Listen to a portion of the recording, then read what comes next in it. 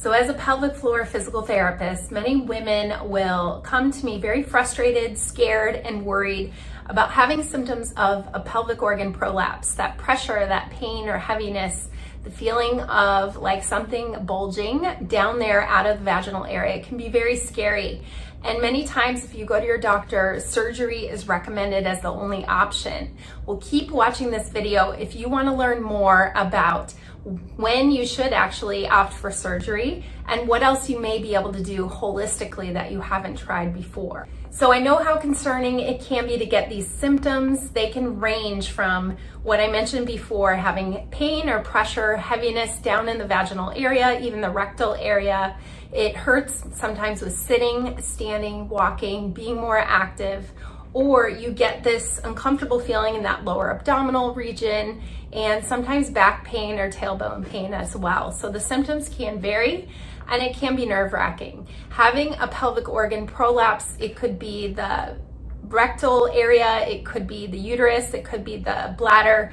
There's different types of prolapse, and I think it's important to understand what's going on with your body and maybe some of the holistic methods you haven't tried before that can be very beneficial and helpful to resolve some of the symptoms that a lot of times surgery can take away, but it's not really fixing the root of the problem of why you got the prolapse in the first place. So keep listening to hear more. There are many conservative methods that women have not tried before. So if you are someone that has never tried pelvic floor physical therapy, you've never done the right types of exercises, or you've just been looking online to find things that can help it, or maybe you were told to get a Pessary, a device that can help kind of hold things in place.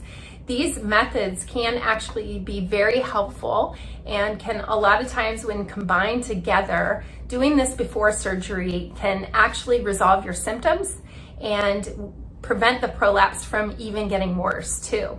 So I think it's important to understand what exactly is a pelvic organ prolapse, and I'm gonna go into that first. So I have my lovely pelvis here, and if you can see, here's your hip bones on the side, you have your spine in the back, the tailbone here, and if you've watched any of my other videos to do with pelvic floor issues, you may have seen this before. But inside that pelvic cavity, you have your bladder, your uterus, and your rectum. And as a female, those pelvic organs are supported by the pelvic floor muscles down in here. It's kind of like a basket that holds things in place. And then what else makes up and supports that area is your hip muscles around, your back muscles that support and stabilize your back, your spine, and your tailbone, your deep abdominal muscles that lay across the front, and then your diaphragm here at the top for breathing and really putting more pressure and control down on those pelvic organs. So it's important to understand the whole core and how that system works together, because really your pelvic organs being supported by the pelvic floor, a lot of times that can be impacted by doing things wrong and maybe bearing down too much pressure from your breathing or lifting heavy things, or even being more overweight and having more pressure in that pelvic cavity. You can also have weakness of your back muscles or your abdominals, and if that whole system is not working together properly, symptoms of a prolapse can get worse, and those are red flags telling us if you're getting any bladder urgency, leaking, or it's difficulty emptying your bladder all the way. Maybe you're getting some rectal pressure when you're sitting or you're going to the bathroom, or even in the vaginal area, you'll feel that pressure or heaviness. Those can all be symptoms of different types of prolapse.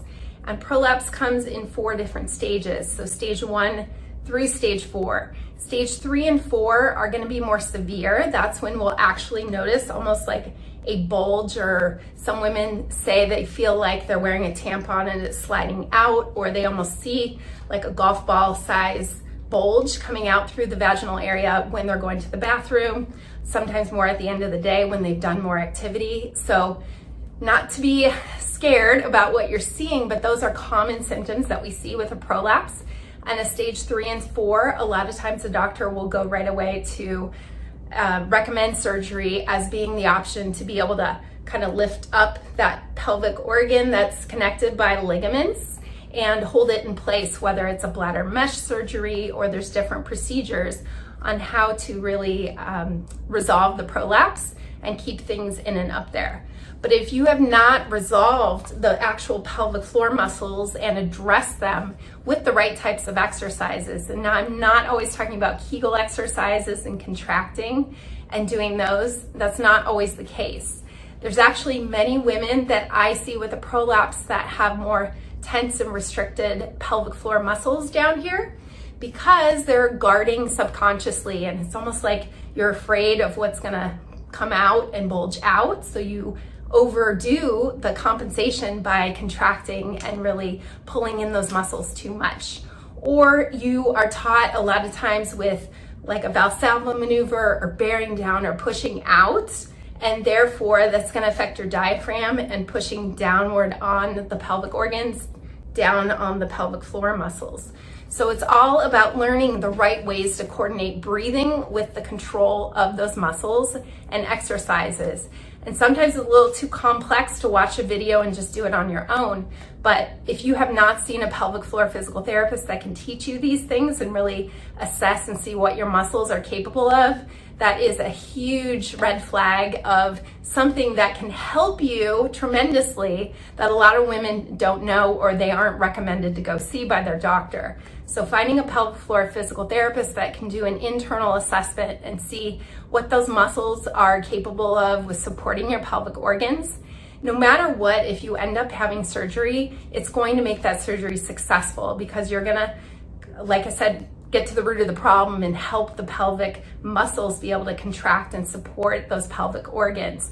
So that would be the number one thing. If you have not tried before getting surgery, you would definitely want to try that. Now, I can say statistically, like, it is so important for the women that I see. They learn something new every time, or they think they're doing things correctly, but it's really looking at your lifestyle, looking what your habits are, looking at your posture and your muscle strength and control of the whole core area. And you can learn so much by going to see someone that's a professional and knows how the muscles work. The doctors are not trained in the musculoskeletal system. They are trained to treat and prevent injury and disease. And so therefore they're going to recommend surgery as the option to really fix it and pull it back up. But you need that muscle support around it. I can't say that enough. And for a lot of my clients, it's been really successful to go through a series of pelvic floor physical therapy sessions, and we get the symptoms resolved. And a lot of times women don't even need the surgery or decide, you know what, I am so much better. I can do the activities I want to do, and my prolapse is not getting any worse, and I don't want surgery.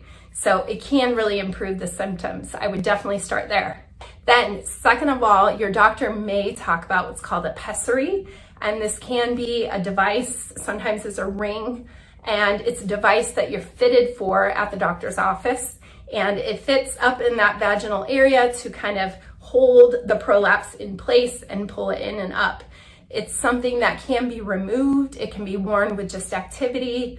I have seen clients that have used that if they wanted to ramp up their activity, but we were working on the muscles in between to be able to help support it better. And they got to a point where they either did not need the pessary anymore, or if a pretty severe, significant prolapse, like a stage 3 or stage 4, they felt more comfortable with activity with the pessary, then we kept it in, and then they continued to work on their exercises, and they were not symptomatic when they were doing things around the house or at resting. So they may just go back to wearing it more with activity. So it really depends on the person, and it depends on what your baseline is and what your muscles are capable of. But the combination of using a pessary for more the stage 3, stage 4 prolapse, if you do not want to opt for surgery, then that can be really beneficial in combination with pelvic floor physical therapy. So those two things, pelvic floor PT and also getting fitted for a pessary, those can be two really helpful things that if you have not tried those, I definitely would not go right into the surgery route. And this is coming from my expertise, seeing thousands of women who are dealing with pelvic floor issues and prolapse. Now, for many women who do go down that road and get the surgery, there are times where the prolapse is bulging at all times outside the vaginal area. It's very uncomfortable, and it also is affecting your daily life with your activities, and it's just not improving. Even though you have worked on the muscles and done things to support it, there's maybe more strenuous things you want to do, and it's limiting you in your daily life. That's where surgery may be an option for you. I have seen it before where I've seen women after surgery, and in order to be more successful, it's really being able to learn the right types of core exercises to be doing afterward, so that way you get your muscles to do their job and help support that surgical area where any time you have a surgery, it's like trauma to the area. So you have to be able to heal it and also get the muscles to do their job to support it better, and that helps your healing. So surgery may be the option for some people, but I would definitely go into more the holistic route first if you are nervous or scared and not quite sure.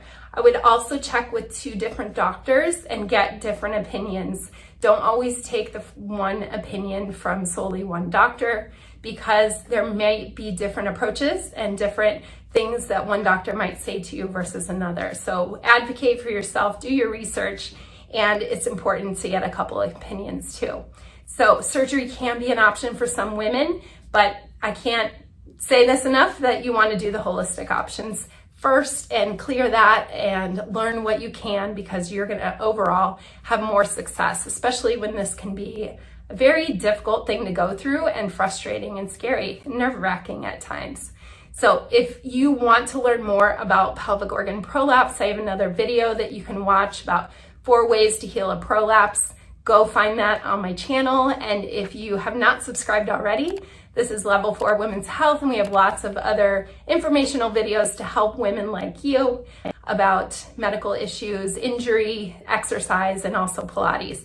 So would love to help you more. Comment below, let me know what you learned from this video, and if you're dealing with a prolapse, it's helpful for me to know what else you want to learn about it. Happy to help. So thanks for watching.